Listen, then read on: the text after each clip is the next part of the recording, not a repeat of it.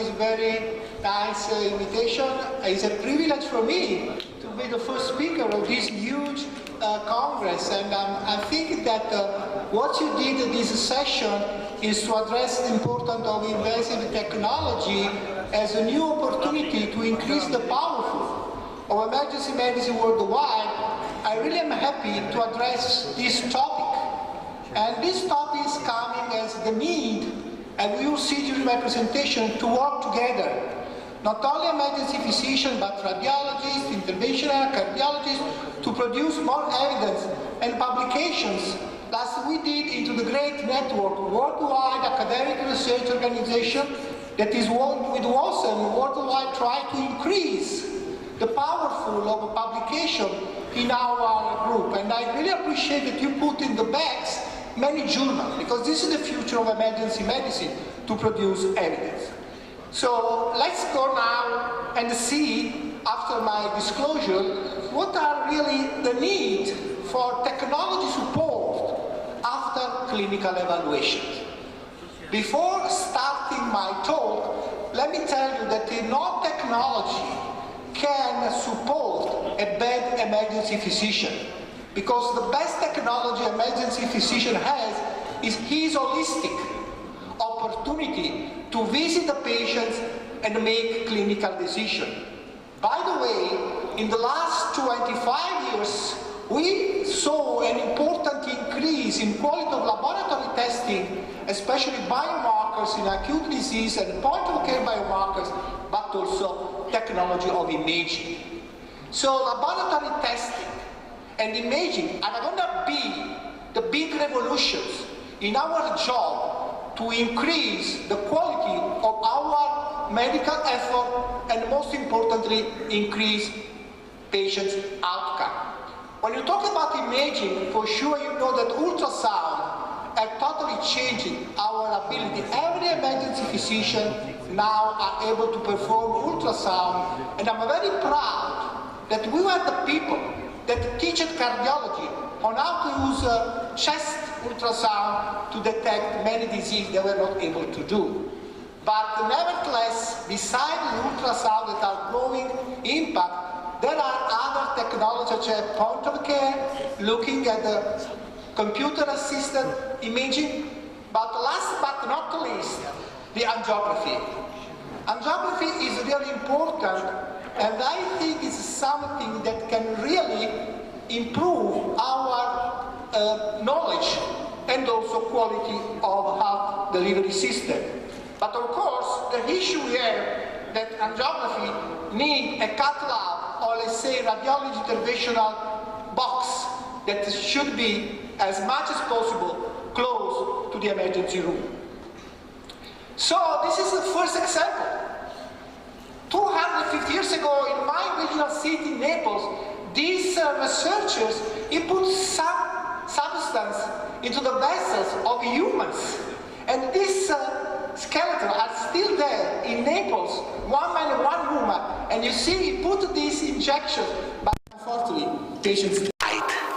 But luckily now, we have many different radio contrast possibilities that are able, thanks to invasive medical imaging technology, to use this iodinated contrast material to visualize the lumen of blood vessels. And this is very important because thanks to the angiography, now we can have very clear opportunity to see the brain, the neck, the aorta, the chest, the gastrointestinal tract, and so on. But what is important? Not to abuse the technology, but to make the right decision. First of all, now blood vessels should be evaluated also with non-invasive technologies such as ultrasound, echo Doppler, TC scan, and magnetic resonance imaging. Nevertheless, although these new non-invasive technologies are going to be every day much more precise, we still need angiography, catheter-based, in the cases you need immediately decision-making to transfer the patient to surgeon, or last but not least, to have access to intervention radiology procedures that can impact the length of stay of our patients in the emergency room and also to reduce the length of stay in the hospital and the costs related. So this is the way you have to think about how angiography can really increase our emergency department job every day. So I have one question for all of you. How many of you today have an angiography service available 24 hours, 7 days in your emergency department? Please raise your hand. Not so bad, 15%. Okay, let's see if the other 85% could be convinced at the end of my talk to try to insist to have an angiography box in the emergency department. So, and I think this is coming to the fact there are so many acute diseases that are linked here, such as acute myocardial infarction, multiple pulmonary embolism, trauma, that can benefit having an angiography area into the emergency department. First of all, let me address my special topic, acute coronary syndrome. We know that time is myocardium, so you really need to want to start as soon as possible in the emergency department to reopening the vessels in the case of MI. These recently published 2019 guidelines on how and when to perform angiography in acute coronary syndrome is very clear that in the case of elevated ST myocardial infarction that is within 12 hours, you should do evidence 1A, in all these cases, a PTCA. And then that is a delay opportunity, still evidence 1A, if you have no cath lab available, that you can do fibrinolysis. So in any way, you are going to perform in many patients as soon as possible angiography, coronary angiography, and then opening the vessels. This is a cartoon that I would like to take in mind, but I'm sure everyone in the audience is aware. In the case that you are able to make EKG in 10 minutes, and you are going to refer an hospital where the cath lab is not available, you have two choices. If you are the STEMI, in between 120 minutes, in that case, you can refer for 90 minutes, transfer the patients. Alternatively, if you have 2 hours that the STEMI is started, you can start fibrinolysis there, and then you can reperform in 10 minutes, transferring the patients. But if you have the cath lab, angiography, and the coronary PTCA available, you should do this in less than 60 minutes. I think it's very important to save as much as possible lives in acute coronary syndrome in our patients. What about if I have a patient with not ST myocardial infarction elevation? In this case, there is the opportunity, if the patient is very high risk, also to go for invasive procedures if the patient is hemodynamic instability, if there is life-threatening arrhythmias, and also acute heart failure. So still in these patients, you can do PTCA within 2 hours. So something that you could do there, because you are going to save and increase the number of lives in the emergency department. So let's move now. Another important frequent reason of patients coming, pulmonary embolism. In this consensus statement for multidisciplinary physicians, it's very clear that in the case there is a big embolus that is very close, massive embolus, very close to the original pulmonary artery, you should do catheter thrombolysis and removal of the thrombus. So it is very important also to consider in patients presented with the syncope, massive TC scan, pulmonary embolism, to do angiography and remove the clot. Now, what about the need also to look at the aorta during patients coming in? I'm sure experience with patients coming with chest pain, you are looking for acute myocardial infarction, the patients can have aortic dissection. So aortic dissection is really a situation where the emergency physician can have the need to make aortoangiography. What the guidelines say that the most risk is the ascendant aneurysm and the dissection, where the patient should be immediately treated with the beta blockers. All these patients should have beta blockers and then transfer immediately to cardiosurgeon in order to make a decision. So aortic dissection is another really important situation when you need angiography to perform as soon as possible. Now, I'm sure also in your daily practice experience, you are managing with the patients come in with acutely cool, painful leg, and in this case, you really are going to clinical put a suspicion of acute limb ischemia. In this case, you can perform a Doppler that is mandatory, and in the case of Doppler, you can have three possibilities. Assuming that you have no artery in the, let's say, pink area, sound, no vein sound, don't waste time. Ask the surgeon to make amputation on the leg. On the other side, in the green area of this cartoon, if you have a presence of audible artery and veins, you are going to do angiography because you want opening the vessels that bring blood to the limb. So I think it's very important also in the acute limb ischemia after the clinical judgment and also non-invasive assessment to go for an angiography. Now, another important issue where the angiography is going to be increased, the role is a stroke, both ischemic and hemorrhagic stroke. In ischemic stroke, in the case of these 6 possibilities, pre-stroke MRS score between 0 to 1, causative occlusion of the internal carotid artery of MCA segment 1, age greater than 18 years, NAIHSS score greater than 6, aspect greater than 6, treatment of removal. The occlusion of the artery should be done after angiography, but in the case of the symptoms are greater than 6 hours, and you cannot do thrombolysis. But what is important, this leads to the need, like the recommendation, guidelines 2018 are going to put out the importance of a multidisciplinary team that is my auspicious in this conference. Opening the ceremony, I think is a very good opportunity for me to tell that we have to work all together in order to improve our skills and patients' treatment. And also it is important that angiography should be there in the case of ischemic stroke. And also it is important that you want to monitoring. So our job is not only to start appropriate treatment, but to monitoring patients' outcome and publications on the results.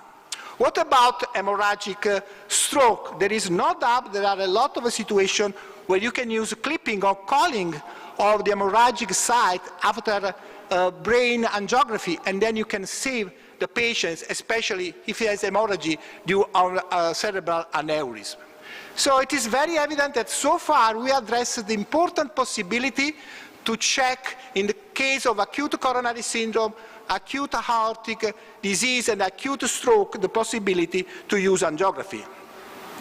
Now, what about trauma? There is no doubt that looking at a lot of bleeding that are going to be not able to stop because of what you're doing with the medical treatment, you should need an angiography. In this case, what is important as an example of the very severe trauma is liver trauma.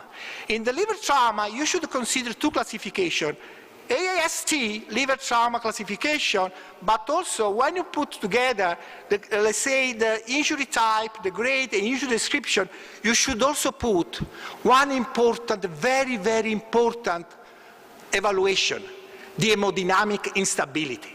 So I would like to emphasize this important clinical judgment of hemodynamic instability, because if hemodynamic instability is present in the case of liver trauma, you can go a very severe lesion to WHS, ESIV, and go to operating room immediately after an angiography.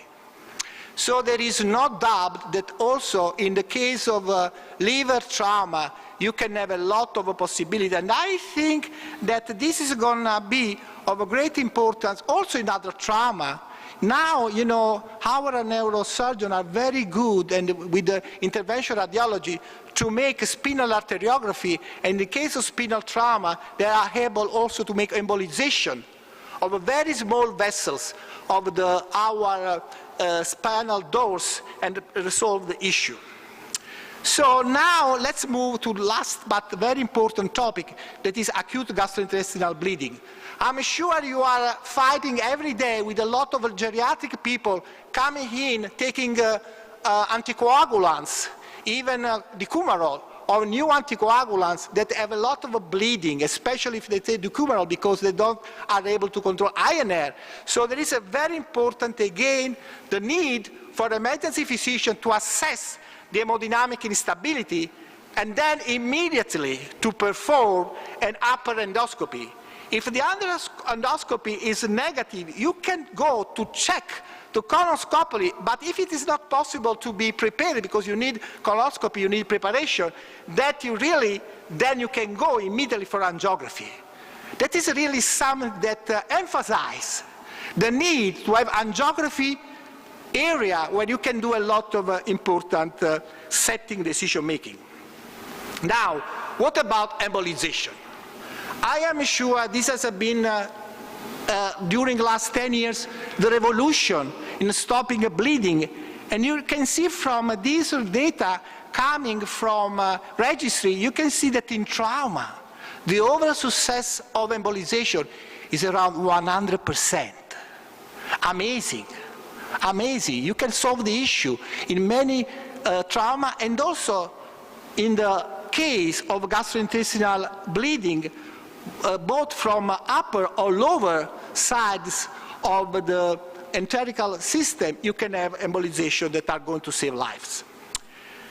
So it's not only a problem of hemorrhagic situation, but also of ischemic. Acute mesenteric ischemia is another important situation where, again, starting with the clinical suspicion, you are going to look about the possibility to have acute mesenteric ischemia and then to do CT scan and angiography. And also, in this case, you can have arterial thrombus that you can find, and then you can open the vessel. So I think it's very, very important to make important decision where to move or not from non-invasive clinical assessment to angiography. It seems to me there is a lot of room to improve and to need of angiography in acute setting. Let's talk about the contraindications. Last 2 minutes of my talk, I will address this important situation. Let me tell you that there are not really many contraindications in the case of need to perform angiography. You just need to make sure the blood pressure is quite controlled. You don't want to make sure that there is a renal insufficiency, so that the iodate contrast material is not going to deteriorate the damage, the function of the kidney. But thanks to the new quality of a new product, this issue is going to be very low. So in the future, my friends, we are going to have a lot of people, especially because life expectancy is worldwide increasing. And for the reason of that, we should, and also geriatric people, they have a lot of bleeding. We should really think about to increase our angiography performance into the emergency room. And these are my conclusions. After an initial clinical non-invasive technology evaluation, I put this in red, because it's the starting point. Please don't go immediately to angiography unless you have not made clinical judgment. In any case, it represents angiography a cornerstone in various clinical situations in the emergency department. It is also important because you are going to reduce the time of saving life and in hospital length of stay, so you can also save a cost. And in the future, I think it's very important that we are going to increase working together in the skills of angiography. But what do we need? We need research, data publishing, because like this consensus statement on academic emergency medicine pointed out a couple of years ago, in order to optimizing emergency department, the diagnostic imaging has the potential to improve the quality, safety, and outcome in the emergency department. Because also don't forget the radiation are potentially dangerous for your patients. You really want to vote for the right patient, and we need the data. So my final auspice will be to produce more data in this setting. And thank you again for giving my talk. So just in the last 20 seconds, how many of you now are happy to have an angiography service next days in your emergency department? Yeah, I think it's increasing. I was expecting more, but that's okay. It's coming from 15% to 30%. Not bad, actually, without our auspicious. So, in any way, if you want really to contribute to our research, please come to Edinburgh or this biomarker, but last but not least, in San Diego, where we are working in implementing the geriatric emergency medicine, where I think angiography should be a big value. Thank you very much for your attention.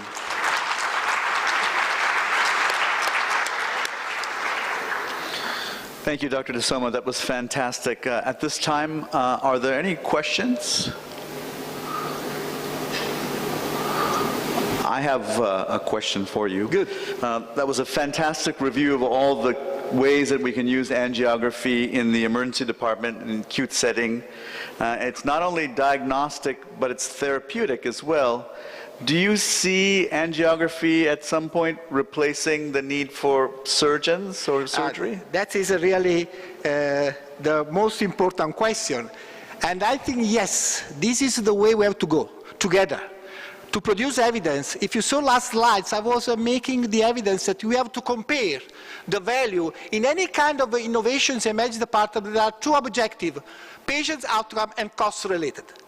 So if we are going, as you said, to demonstrate that we can reduce surgeon length of stay and mortality due to therapeutic angiography, we are going to get the goal. And this is possible only with emergency physician skills in this topic. Now, how many people want angiography in their emergency department? I want. Thank you.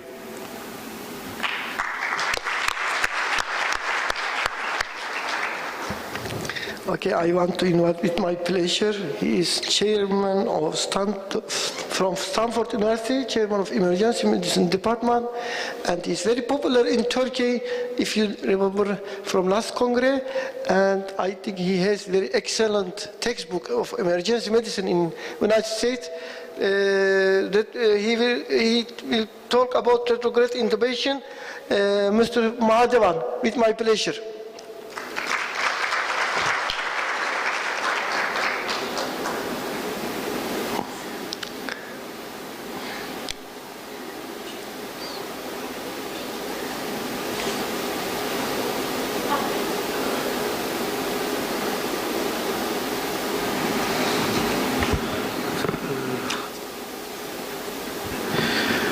Good afternoon, everyone. How are you? Good, good. It's great to be here. Instead of retrograde intubation, I spoke with Dr. Chandler about talking about video laryngoscopy, so I'm going to focus on that today. And first, oops.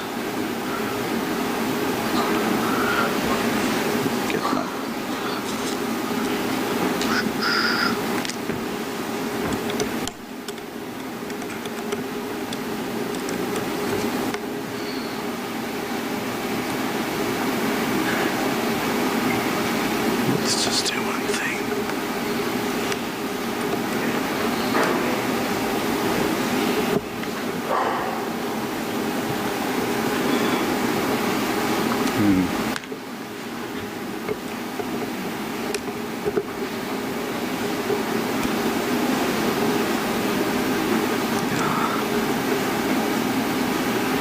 Okay, good. Let's try again now.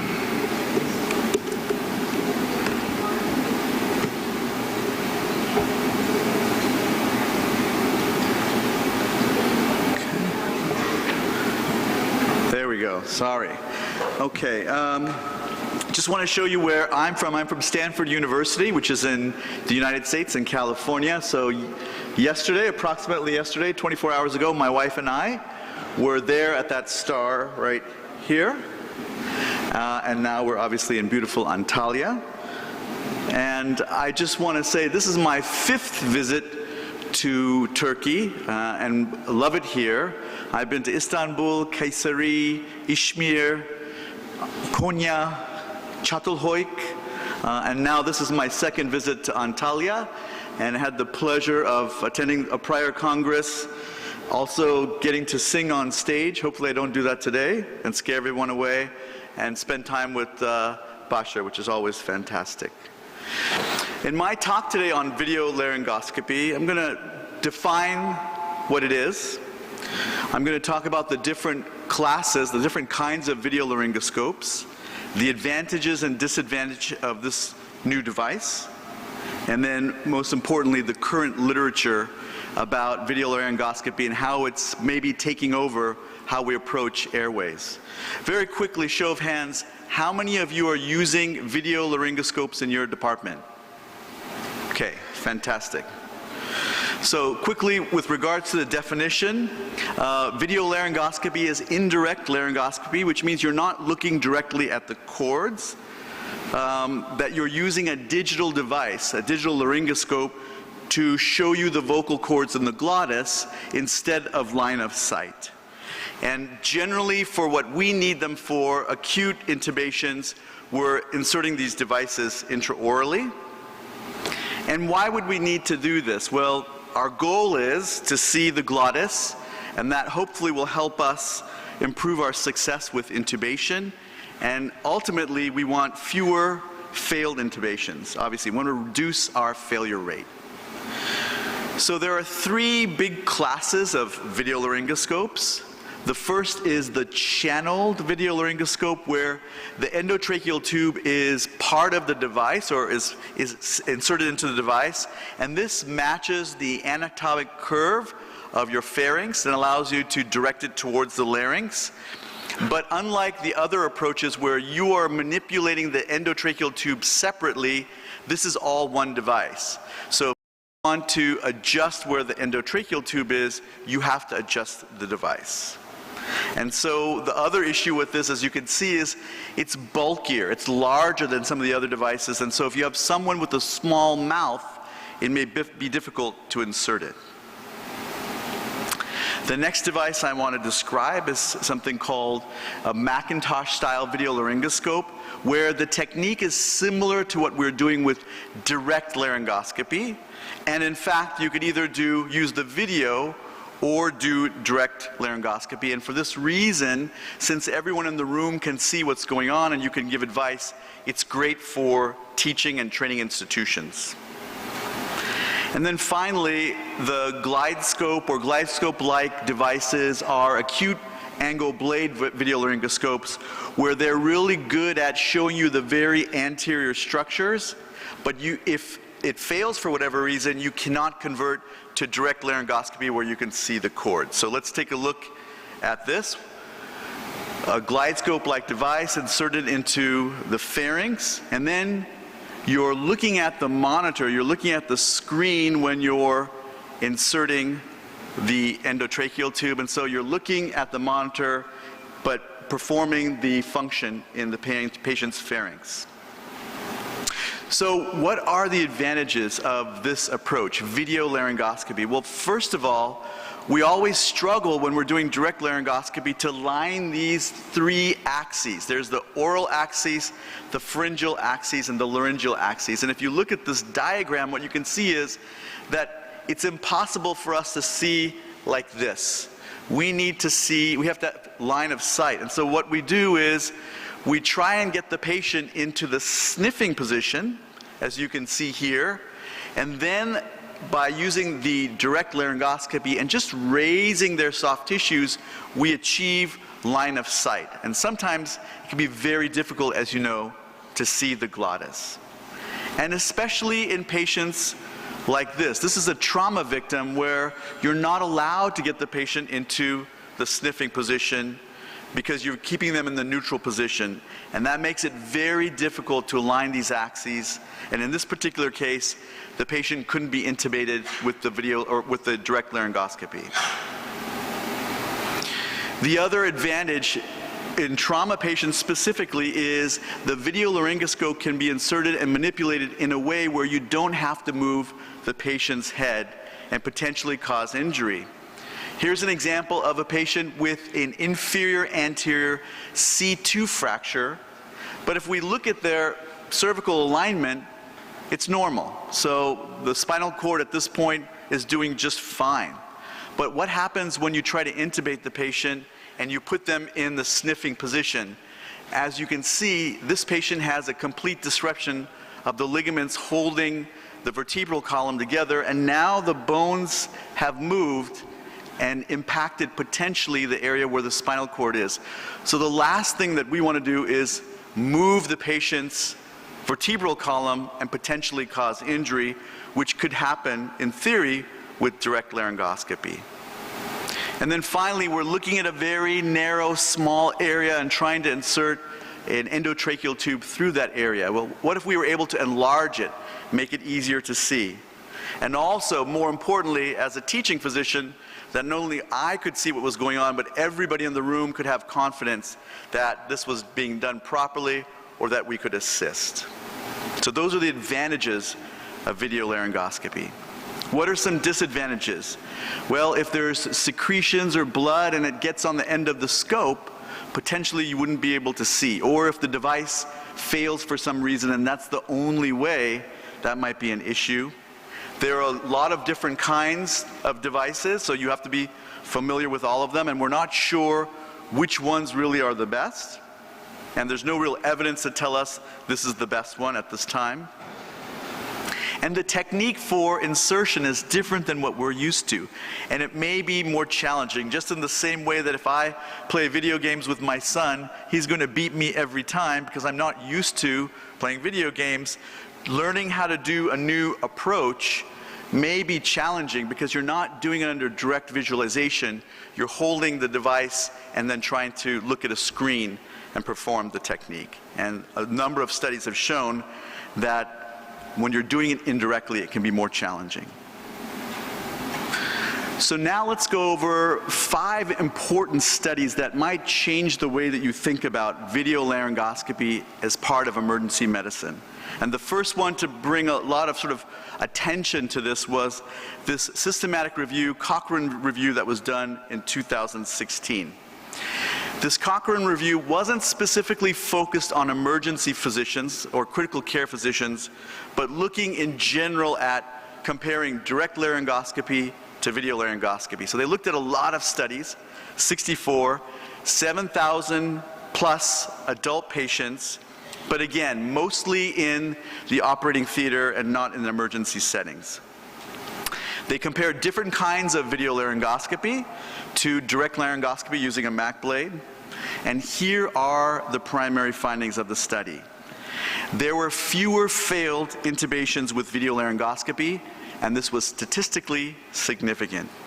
When dealing with difficult airways, there were fewer failed intubations with video laryngoscopy. And then when they compared the incidence of hypoxemia, it was similar between the two.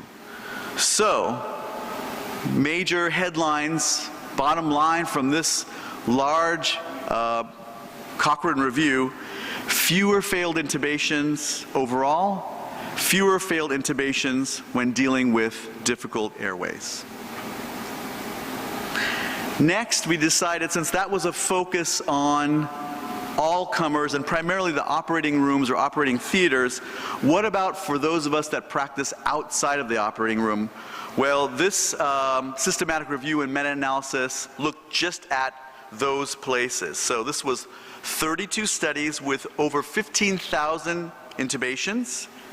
And you can see that there were about 6,300 video intubations and 8,700 direct laryngoscopic intubations. And these studies were outside of the operating theater, outside of the operating room. So they were in the pre-hospital setting. They were in the ICU. They were in the emergency department, places that we practice.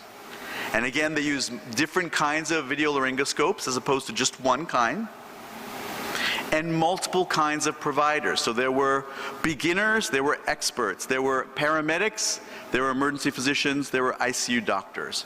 So a whole mix of different kinds of providers. And what they were interested in is how often do you succeed intubating the patient the first time that you try. So let's take a look and see what they found. With regards to first pass intubation, there was no overall difference in this study between video laryngoscopy and direct laryngoscopy.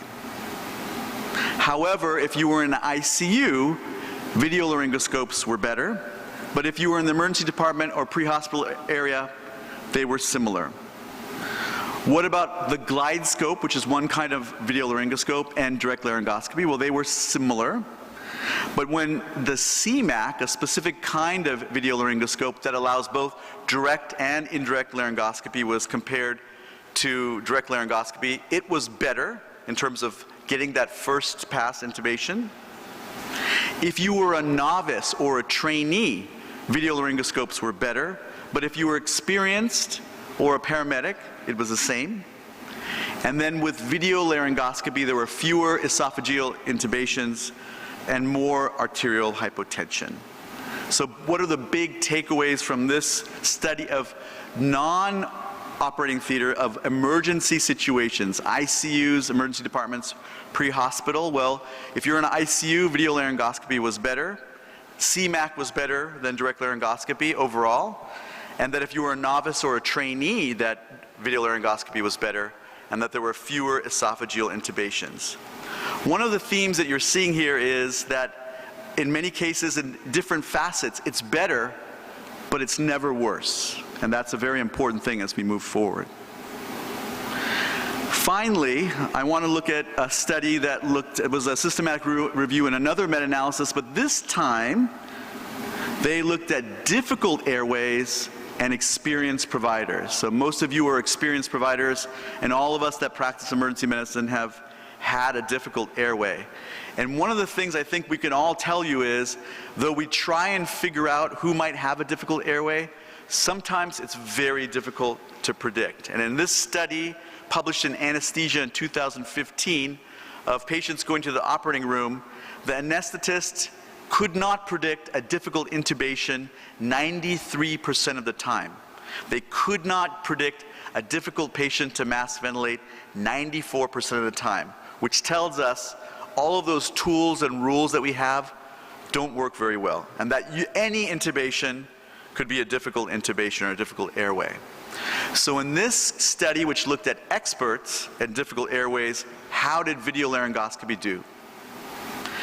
Well, it was better for first attempt at success, and you can see on average, when using a video laryngoscope, 95% of the time you were successful the first time versus 86% with direct laryngoscopy. And you got better views of the glottis and less trauma to the airway overall. So again, the take-homes, we're talking about experienced providers, difficult airways, and video laryngoscopy perform better. So it begs the question, this was an editorial that was in the British Journal of Anesthesia, about whether we should be using video laryngoscopy as the first approach all the time. And here's the analogy that they used. They basically said, how many of you still have a huge bulky cell phone like you did in 1995? None of us, right? We're all using some kind of iPhone or new phone equivalent, and none of us are using dial-up phones either. So as technology progresses, why are we relying on old technology when new technology is potentially superior? And they went one step further. They said it should be used on every intubation, and that we should record the video and put it in the medical record so that if the patient ever came back, they could review the video and determine if there was an airway problem or not. Two more studies to review before I finish. This is a group of anesthesiologists that decided to replace all of their direct laryngoscopy with video laryngoscopy. So I'm going to show you what happened. First, they assessed all of their team about their attitudes towards video laryngoscopy.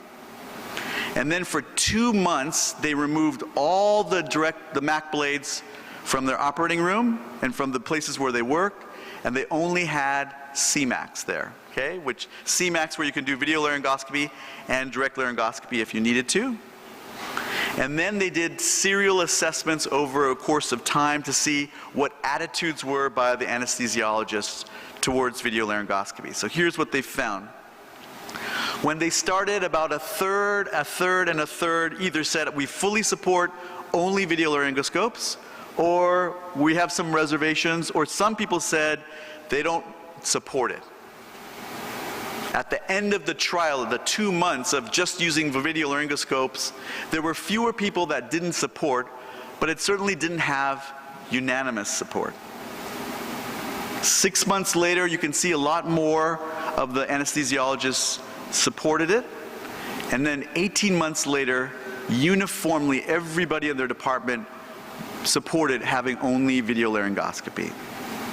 And the reason that they said was they felt it was better for patient safety, team dynamics, human factors, quality of care, and quality of training. So they changed after being forced to use them for a period of time. Their attitudes totally changed. And for many of us, it's the same. We're so used to direct laryngoscopy, we don't want to change, even though it might be good for us. And the last study I want to show you is one that's done in the pre-hospital setting, where they looked at a protocol where they used the CMAC, again, this video laryngoscope, and a bougie in all rapid sequence intubations. And so this was done in Finland, where for a period of time, they said you're going to use video laryngoscopy and a bougie, in particular it was a Frova introducer for all intubations.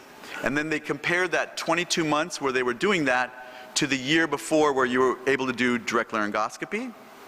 And here's what they found. Before using video laryngoscopy and the bougie, the first pass success rate was 85.7%. After being forced to use this protocol, using the bougie and the video laryngoscope, it increased to 98.2%. And think about it, intubating, doing RSI in a helicopter is a difficult airway situation. And here they went all the way up to 98%. And it begs the question, we always think of video laryngoscopy as a rescue device or a difficult airway device, but what if we used it routinely? What if we used difficult airway devices routinely?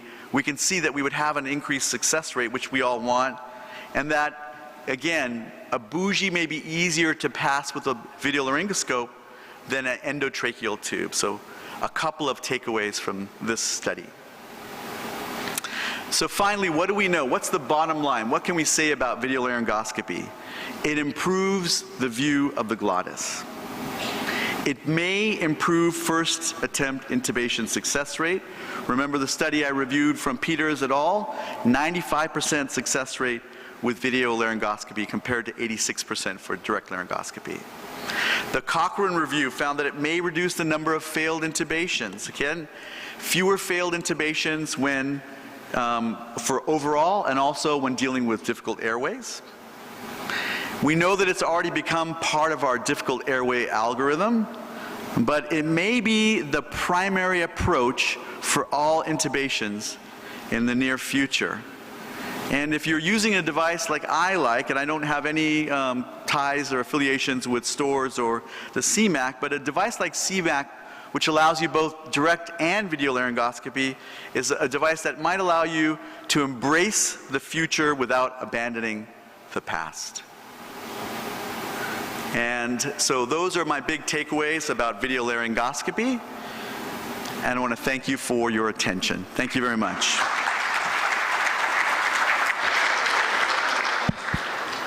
Thank you very much, Dr. Madhavan, for fantastic presentation. Any comment or question? Yes, please. First of all, welcome to Turkey and thank you for your presentation. I want to ask that I work in a hospital where approximately 1,000 patients apply per day. And I think that means that we manage disaster every day. And in my country, there are so many centers. While we are examining the cold or myalgia, on the other side, we may need to intubate the patients. And I think it's more difficult about us. What do you think about the practicality of this process in crowded emergency departments? Thank you. Thank you for your question. I believe the question is that in settings where maybe you have less experienced providers, are crowded, what about having a device like this in those settings? And I think, you know, it's, the studies pointed out, those who are less experienced with intubating actually showed the greatest benefit in first pass success. And so it probably behooves us, if you're intubating all the time, you might have some expertise, but if it's an infrequent procedure, having a video laryngoscope might be of benefit, especially if you're doing it infrequently. But the other study I showed also revealed that even in experienced hands, it's hard to know when we're going to encounter a difficult airway. So rather than take a chance, my feeling is that we are progressing towards where we'll be using this exclusively, and that direct laryngoscopy will be something of the past. Okay, thank you very much. Any another question? Yeah, here, yeah. Okay. Okay. Basar, I have a question. Okay. Thank you very much for this nice presentation. And it's clear we have the evidence for using this kind of tools. My question is, do you have information about the cost? You know, if you compare CMAC to the direct, laryngoscopy, this is very important, for different countries in the world. So the question was a very good one, which is it fiscally responsible to replace a device that may be working with something that may be more expensive? There's two ways of looking at it.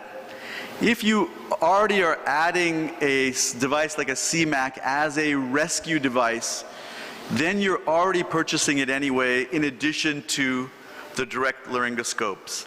And the other one is more philosophical, which is that if your complication rate goes down and you have one less patient who has anoxia as a result of a difficult airway encounter, and the hospital isn't sued or doesn't lose money as a result, or the family doesn't lose money as a result, then that could justify, that cost savings from fewer complications could easily justify the cost difference between a laryngoscope and a video laryngoscope. Okay, thank you very much. Last question, please. Last question. Yes.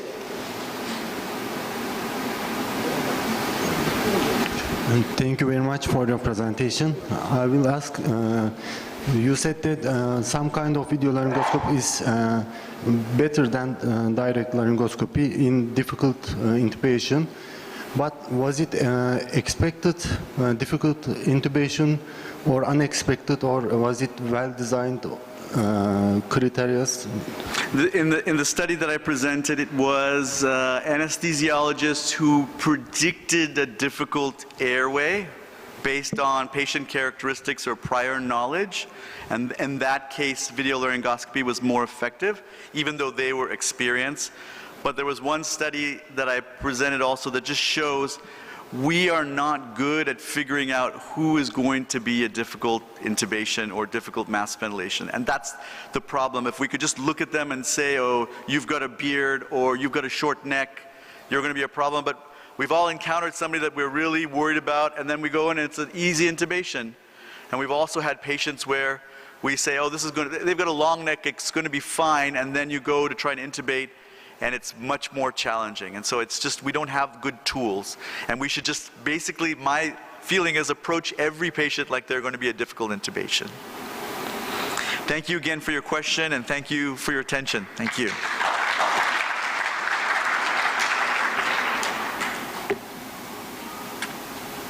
Thank you. The next speaker, very important topic for emergency medicine, new topic. Reboa in ED, Dr. Yosuke Matsumura from Japan. Thank you.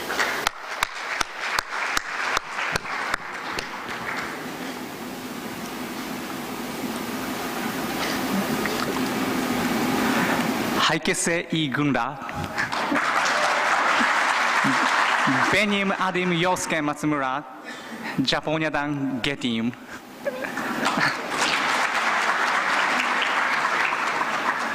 I'm an emergency medicine physician, and I also cover the ICU. And my another subspecialization is endovascular therapy. I cover the interventional radiology and, of course, REBOR, and I also love to perform ECMO. So I am very interested to be here. Thank you for having me. So here's my disclosure. So let me introduce some REBOR practice in Japan.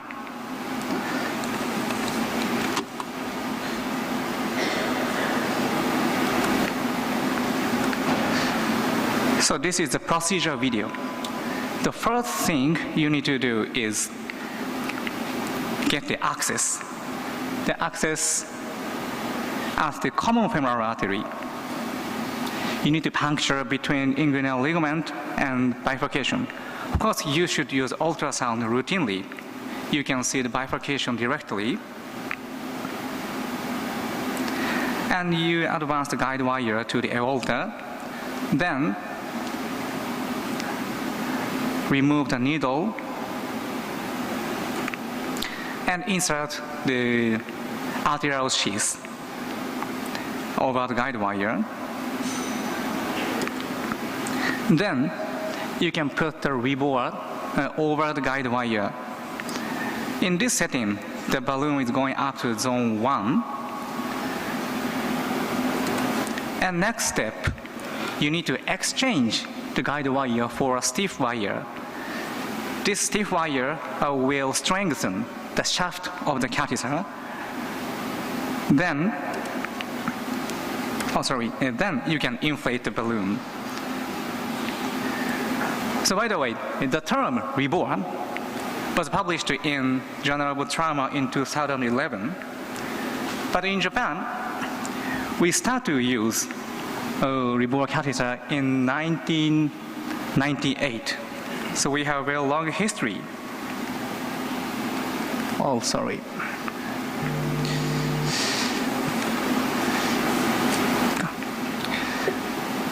But unfortunately, we didn't publish a lot of research paper in this field. 2003, 2009, 2015. Sorry about such long silence. Only small case series were published from Japan until 2015. But in this year, one case series was published in Journal of Trauma. The title is Safety and Feasibility. But I need to give a question to this paper because they reported the rate of lower limb amputation at over 20%. Surprising number. Next year, another paper was published. This is a database analysis using a propensity score match analysis. And they reported higher in-hospital mortality in REBOR group. This is negative data from Japan. And similar study was published very recently in JAMA surgery from the United States. This is again propensity score matching. And they reported higher rate of AKI, amputation, and high 24-hour mortality in REBOR group. So lower limb amputation. These two studies, the research period was before 7 French REBOR device. In the United States, they used to use 12 French, and in Japan, we used to use 10 French catheter.